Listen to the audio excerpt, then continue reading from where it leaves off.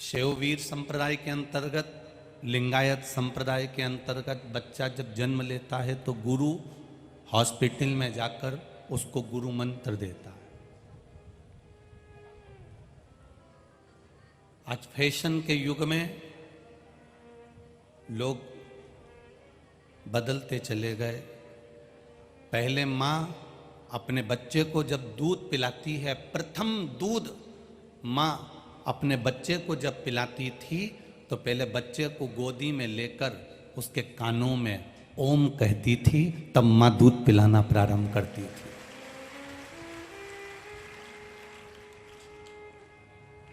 अब वो प्रथा कहाँ चली गई?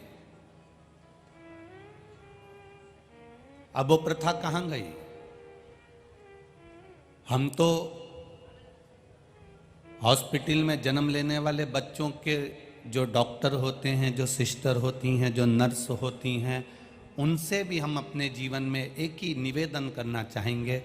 जितने डॉक्टर, सिस्टर और नर्स बच्चों का जापा कराती हैं, डिलीवरी कराती हैं, ऑपरेशन करती हैं, या बच्चे को जो माता जन्म देती हैं, मेरा तो डॉक्टर, सिस्टर और नर्सों से केवल करबद्ध निवेदन इतना सा है, आप कि हॉस्पिटल में जो बच्चा जन्म ले और सबसे पहले वो बच्चा नर्स के, डॉक्टरनी के या सिस्टर के हाथ में आता है, वो बच्चा जैसे ही उसके हाथ में आए, सबसे पहले वो डॉक्टर, वो सिस्टर, वो नर्स उसके कान में केवल ओम का उच्चारण कर दे तो बच्चा संस्कारित हो।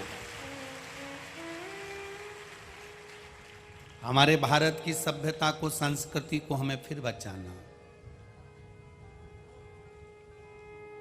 आज पूरा भारत बनावट, सजावट और दिखावट में पड़ा हुआ है। आज जिसको देखो ये तीन चीजों में उलझा हुआ है। एक तो बनावट में उलझा हुआ है, सजावट में उलझा हुआ है और दिखावट में उलझा हुआ है।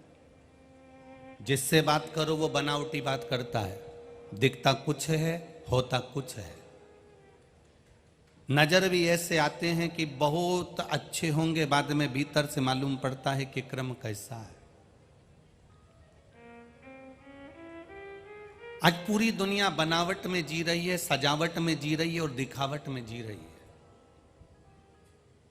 जहां पर ये तीन चीजें आ जाती हैं, बनावट, दिखावट और सजावट, तो फिर व्यक्ति की जिंदगी में रिश्तों की गिरावट होना चालू हो जाती है, जब बनावट, सजावट और दिखावट आ जाए।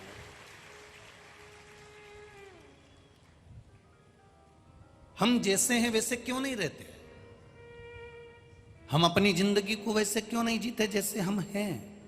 यदि स्वामी समर्थ जी की वाणी में उन्होंने सबसे पहला शब्द जब ओम का उच्चारण करा, और ओम के उच्चारण के बाद स्वामी समर्थ जी ने अपनी वाणी को जब खोला, तो खोलते से ही पहला शब्द उन्होंने कहा था कि मेहनत करो, कर्म करो और अपना परिश्रम करो।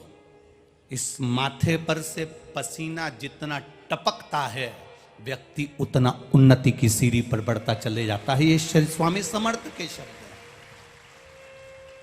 श्री स्वामी समर्थ ने दूसरा संबोधन कहा, कोई आलसी व्यक्ति अगर तुमको दिख जाए तो घर में जाना, ठंडे पानी से नहाना, फिर अपने काम को जाना। आलसी व्यक्ति का मुख तक मत देखो, क्योंकि आलसी खुद भी कुछ नहीं करता और दूसरे को भी कुछ नहीं करने देता, वो आलसी है।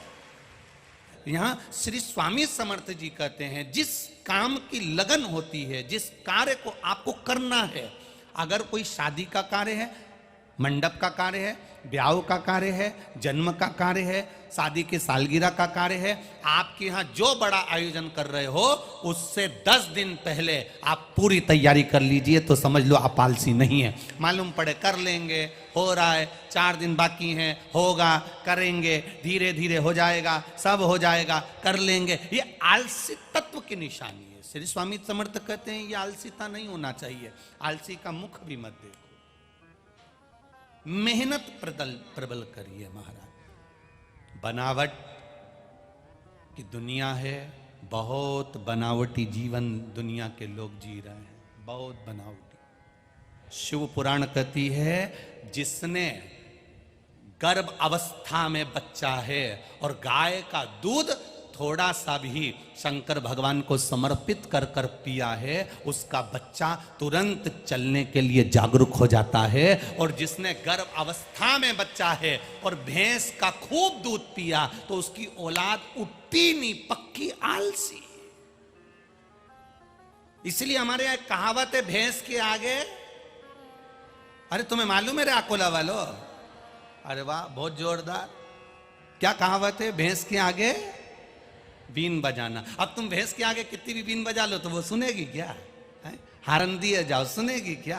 भैंस के आगे कितनी भी बीन बजाओ वो सुनती नहीं है। उसी तरह कोई जब हमारे घर के बच्चे जन्म लेते हैं और जन्म लेने के बाद उनसे कहो ले पढ़ाई कर ले, ले पढ़ ले, ले चल चल, ले मैं तुझे ये कर दूं, ले मैं तुझे कपड़ा पहना दूं, ले मैं ऐसा कर दूं, ले मैं वैसा कर दूं, पर तुम भैंस के आगे कितनी भी बीन बजा लो, क्योंकि उसने गर्भ के समय पर भैंस का दूध पिया है तो औलाद में थोड़े से भैंस के लक्षण आ गए, इसलिए वो लक्षण आए तो इसलिए वो औलाद भी ऐसी कैसी भैंस जैसी पड़ी रहे। मोबाइल चलाती रहेगी पर हिलेगी नहीं, तुम कितनी बीन बजा लो, तुम कितनी बीन बजा। इसलिए हमारा सनातन धर्म कहता है गौ माता का दूध भले 1 चम्मच हो, शिव जी को चढ़ाकर अगर आचमन कर लिया तो वो ना जाने कितने दोषों को समाप्त कर देता है, ना जाने कितने दोषों को समाप्त कर देगा।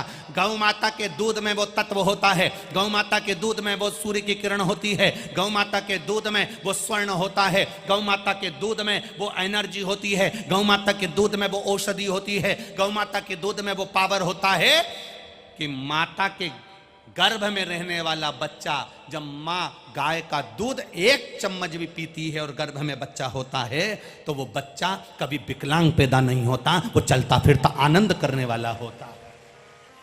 मेरा माताओं से निवेदन है, तुम्हारी सास अगर तुम्हें टोकेगी ना तो तुम्हें बुरा लगेगा, पर सीहोर वाला महाराज तुम्हारी सास है ना, तुम्हारा ससुर है।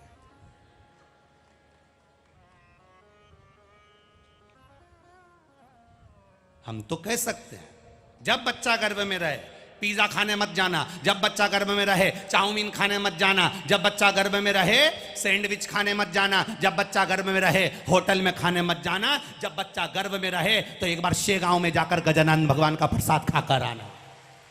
बच्चा गर्भ में रहे तो एक बार शेगांव से ले जाना, गजानन महाराज के दरवाजे पर लाइन लगाना, भोजन की एक थाली लेना, प्रेम से भोजन ग्रहण करना, जय गजानन करते करते जब भोजन करोगे गर्भ से जन्म लेने वाला बच्चा भी तुम्हारी सेवा करने की तल्लकता रखेगा और वो तुम्हारी सेवा करेगा, क्योंकि संस्कारवान होगा। जो जिंदगी भर रोता है, शिव महापुराण की कथा कहती है, भगवान शंकर पार्वती जी से कह रहे हैं सुनो पार्वती, जो हमेशा रोना रोता रहता है, मेरी दुकान नहीं चल रही, मेरा घर में ये हो गया, परिवार में ये हो गया, बेटे को ये हो गया, बेटी को ये हो गया, जो जिंदगी भर रोता रहता है, भगवान शंकर पार्वती जी से कहते हैं दिन भर में सरस्वती एक बार मुख से निकलती है। जो दिन भर रोता है, किसी ना किसी चीज के लिए रोता ही रहता है, वो पूरी जिंदगी रोते रोते ही निकालता है। जो दुख आने पर भी कह दे कि परमात्मा है, भोलेनाथ जी बैठे हैं, मुझे टेंशन नहीं है, तो वो अपनी जिंदगी को खुश होकर जी लेता है, फिर उसको दुख नहीं झेलता, फिर उसको दुख नहीं। भील की कथा आती है शिव पुराण के अंतर्गत।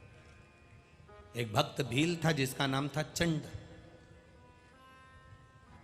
जंगल में रहता था, वन में रहता था। वन में रहते रहते रहते रहते एक बार निकल के जा रहा था तो उसको टूटा हुआ खंडेरा शिवालय दिखा। शिवालय मतलब शंकर का मंदिर टूटा हुआ। जब टूटा हुआ खंडेरा दिखा, शिवालय दिखा, तो वो शिवालय में गया। उसने देखा यहाँ शंकर जी हैं, शंकर भगवान का शिवलिंग रखा हुआ है। चंड भील ने देखा यहाँ पर कोई पूजन करने वाला नहीं, आराधना करने वाला नहीं, कोई नमन करने वाला नहीं, कोई प्रणाम करने वाला नहीं, तो चंड भील ने वो शंकर भगवान के शिवलिंग को कंधे पर उठा लिया और उठाकर लेकर अपने घर चले गया। घर पर गया तो घर में झोपड़ा, कोई इतना बड़ा मकान तो नहीं था, कोई बड़ा भवन तो था नहीं, कोई बड़ा महल तो था नहीं भील का। चंड भील ने अपने झोपड़े में शंकर भगवान के उस शिवलिंग को रख लिया। अब चंड भील गांव के बुजुर्ग के पास गया और बुजुर्गों से पूछा कि शंकर जी की सेवा कैसे करते, शिवलिंग की सेवा कैसे करते। तो चंड भील को कहा गया कि शंकर जी को चाहिए क्या, पानी चढ़ा दो, चिता भस्म चढ़ा दो और बेलपत्र पुष्प चढ़ा दो। कि चिता भस्म क्या होती है? चिता भस्म मतलब जब मुर्दा जल जाता है उसकी जो भस्म होती है वो चिता भस्म कहलाती है।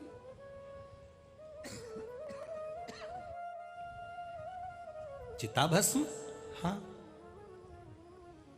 चंड भील ने नियम ले लिया, मेरे गांव के बुजुर्ग ने जो बताया है, जल चढ़ाऊंगा, फूल चढ़ाऊंगा, बेलपत्र चढ़ाऊंगा, चिता भस्म चढ़ाऊंगा। चंड भील गया, शमशान में पहुंचा, चिता भस्म भर के एक पोटली ले आया, घर में रख ली, शंकर जी की पूजन करने लगा। अब उसको यह नहीं मालूम कि यह सही है कि गलत है, भावों की शुद्धता देख रहा, श्रेष्ठ चित्त देख रहा। चिता भस्म चढ़ाई चंड भील ने, भगवान का रोज श्रृंगार करता, रोज बेलपत्र चढ़ाता, फूल चढ़ाता, समय बीतता गया, बीतता गया, बीतता गया, चिता भस्म खत्म हो गई, गया दूसरी चिता भस्म ले आया, फिर चढ़ाई, सालों निकलते चले गए, सालों। एक बार चिता भस्म ढूंढने के लिए गया पर चिता भस्म मिली नहीं, कहीं पर भी चिता भस्म नहीं मिली। 11 दिन हो गए, इसने सही से भोजन नहीं करा, पानी नहीं पिया। पत्नी ने पूछ लिया, भील की पत्नी भीलनी ने पूछा, स्वामी स्वामी। भील ने कहा, क्या बात है? आप सही से भोजन नहीं कर रहे हो, पानी नहीं पी रहे हो, तुम घर में भी नहीं रह रहे हो, कहाँ घूमते रह रहे हो? पति के मुख से निकल गया, चिता भस्म खत्म हो गई, ढूंढने के लिए जा रहा हूं पर कोई मुर्दा जला हुआ मिलता नहीं, तो चिता भस्म कहां से लाऊं, कहां से लाऊं मैं चिता भस्म? धर्म पत्नी बड़ी संस्कारी थी। धर्म पत्नी ने कहा, स्वामी एक काम क्यों नहीं करते, अगर चिता भस्म नहीं मिल रही तो मैं आज नहीं तो कल मरूंगी ना, आग में जलूंगी ना, भस्म तैयार होगी ना, उससे अच्छा है मैं भस्म तैयार कर देती हूं, अभी जलकर भस्म हो जाती हूं। पति ने कहा, मूर्ख हो जैसी बात मत करो, पागल हो गई हो जो ऐसी बात करती हो, पागल हो गई हो जो ऐसी बात कर रही हो कि तुम जलकर चिता भस्म दे दोगी? ना ना ना ना, ऐसा नहीं करिएगा। स्वामी आपके चरणों की दासी हूं, ये जीवन मिला है, शंकर जी को समर्पित हो जाए, इससे ज्यादा कुछ नहीं चाहिए। आप मेरा निवेदन स्वीकार करिए, शंकर भगवान के शिवलिंग को झोपड़े में से ले जाकर पीपल के वृक्ष के नीचे रख दो, पीपल के पत्ते के ऊपर पीपल के वृक्ष के नीचे शिवलिंग रख दो, मैं इस झोपड़े में आग लगाऊंगी, जल जाऊंगी। इतना बड़ा झोपड़ा जब जलेगा तो भस्म ही भस्म इकट्ठी हो जाएगी, ये भस्म सालों तक चलेगी। पत्नी ने पति से कहा, पति ने भील ने, चंड भील ने अपनी पत्नी को समझाया, ऐसा मत कर, मान जा, मैं भस्म और ढूंढने जाता हूं। और पति चिता भस्म ढूंढने के लिए जो गया, धर्म पत्नी ने झोपड़े में आग लगा ली और अपने शरीर को जला दिया। चंड भील की पत्नी ने अपने शरीर को जला दिया, चिता भस्म तैयार। पति आया, देखा मेरी पत्नी जलकर भस्म हो गई, अपना शरीर उसने शिव के लिए दे दिया। भस्म उठाई, शंकर जी को पीपल के वृक्ष के नीचे शिवलिंग पर चढ़ाई। उसका नियम था भील का, चंड भील का नियम था कि वो शंकर जी के शिवलिंग के सामने थोड़ी देर भजन गाकर नाच लेता था। आज अकेला बस भस्म चढ़ाकर उठकर नाचने ही वाला था। उसके मन में आया कि आज तक मैं जब से शंकर जी को लेकर आया हूं, अकेला नहीं नाचा, मेरी अर्धांगिनी साथ में नाचती थी, मेरी पत्नी साथ में नाचा करती थी, शिव जी का भजन किया करती थी। आज अकेला भजन कर रहा हूं, नाच रहा हूं। उठकर हाथ उठाए थे हर हर महादेव कहने के लिए, इतनी देर में पीछे से धर्म पत्नी ने आवाज लगा दी, हर हर। जो धर्म पत्नी ने आवाज लगाई, चंड भील को लगा ये तो मेरी अर्धांगिनी की आवाज है, ये तो मेरी पत्नी की आवाज है। जो उसने पलट कर देखा, अपनी आंखों को हिलाकर देखा, ये तो मेरी पत्नी लग रही है, पर वो तो मर गई थी, चिता भस्म मिली थी, तो ये कैसे जीवित हो गई? जो नेत्रों पर हाथ लगाया, पास में धर्म पत्नी खड़ी थी। चंड भील ने अपनी पत्नी से पूछा, क्यों, तुम तो जलकर भस्म हो गई थी, यहां कैसे खड़े हो? पत्नी ने कहा, जलकर भस्म हो गई थी, पर आपने मेरी भस्म जब शिव को चढ़ाई है ना, शंकर भगवान ने मुझे पुनः जन्म दे दिया है, पुनः प्रकट कर दिया। शिव सामने थे, मेरा ओघड़दानी मेरा शंकर सामने खड़ा था। दोनों पति पत्नी हाथ उठाकर हर हर महादेव कह रहे थे। आंख से दोनों के अश्रु बह रहे थे। भोलेनाथ जो भील और भीलनी को देखे, शंकर जी ने कहा, अब क्या चाहते हो बोलो? भील और भीलनी कहते हैं आपके कैलाश में रहना चाहते हैं। शंकर जी ने नंदी को खड़ा करा, भील भीलनी को नंदी पर बिठाया। भोलेनाथ जी ने नंदी का डोरी रस्सी को पकड़ा, लेकर मेरे महादेव कैलाश के लिए चल दिए। ये निर्मल भक्ति है। निर्मल मन सो मोही। भगवान कभी नहीं कहेंगे आपसे कि आप सोना दो कि चांदी दो कि हीरा दो कि पन्ना दो। भगवान शंकर कभी नहीं कहते कि मुझे इतना दो। भगवान शंकर कभी नहीं कहते कि मुझे 2 किलो दूध चढ़ाओ। भगवान शंकर कभी नहीं कहते कि मुझे 5 किलो घी चढ़ाओ। भगवान शंकर कभी नहीं कहते कि मुझे इतना सारा चंदन लगाओ। शंकर भगवान कहते हैं, निर्मल मन से मेरे पास आना। तेरे पास कुछ भी नहीं है, मेरी बेलपत्री जो चढ़ी है उसे उठाकर धोकर वापिस चढ़ा देना। मेरे पास कुछ भी नहीं है, तेरे पास कुछ भी नहीं है। अगर शिवलिंग पर बेलपत्र भी नहीं है तो शिवलिंग का मात्र 3 उंगली से स्पर्श कर लेना, और हाथ में चंदन भी नहीं है तो उंगली फेर कर चंदन का भान कर लेना।